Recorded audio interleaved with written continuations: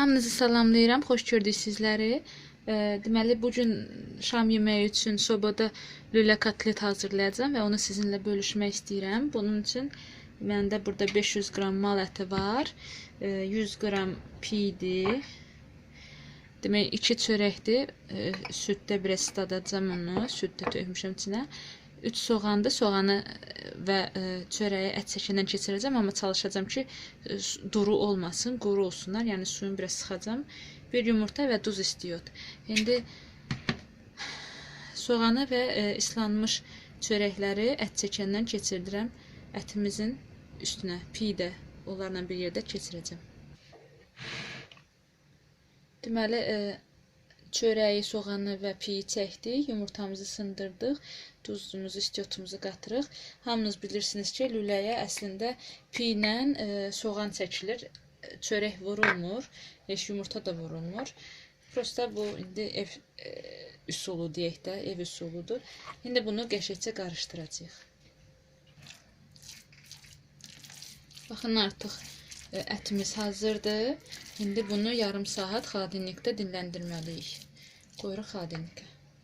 Demək, duxovkanı qoşmuşam 320 dərəcəyə, ən yüksək dərəcə məndə odur. Bu çubuqları, ruslar bunları yarım saat istağa qoyurlar ki, pişirəndə yanmasın. Nəysə ki, onlar məndə yarım saat suyun içində qalıbdır. Demək, bura hardasa bir qaşıq kimi ət qoyuram. Arasına çubuğu keçirirəm. Baxın, bellənin içinə. Bəlkə də bu yöntəmi hamınız bilirsiniz. Sadəcə göstərmək istəyirəm. Baxın, belə uzun sasika forması alana kimi əlimizlə fırladacağıq. Biraz dərin elim. Baxın, belə. Və bunu yığacağıq indi duxovkanın üstünə. Hamısını bu qaydada eləyirik. Qoyuruq duxovkanın üstünə.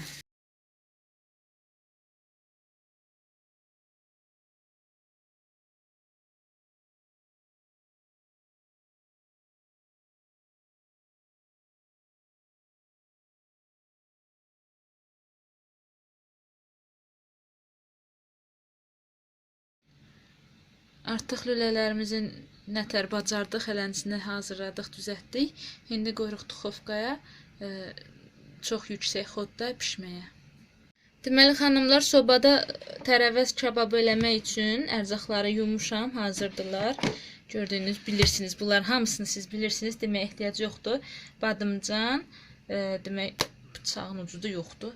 Badımcan, biber, pomidor, bunları yumuşam artıq. Biraz badımcanı belə dişləkləyəcəm ki, içinə yaxşı istilik getsin. Deməli, acı biber, 2 dənə soğanım var, keşniş süd və duz istiyot lazımdır. İndi bunların hamısını qoyuram sobanın listinə və ən yüksək xodda qoyacam duxovkaya pişsin.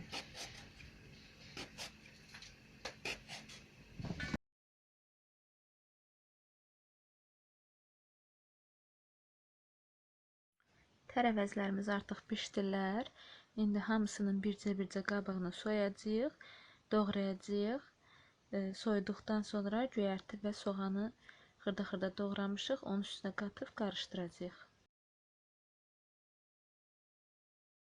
Biraz da kartof qızardacağım. Bunun üçün istiyotu, sarı kökü, unu kartofa əlavə edib qarışdırırıq və qızdırılmış yağda qızardırıq. Duzunu ən axırda vuracağıq. Mən həmişə çalışıram ki, kartofun duzunu axırda töküm. Yaxşı isidilmiş yağa kartoflarımızı düzürük.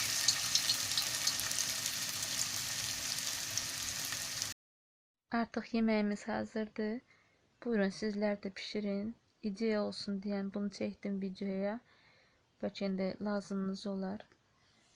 Baxın, çox gözəl, çox dadlıdır. Bizimlə qalın, hələlik. Pişirən hər kəsə nuş olsun.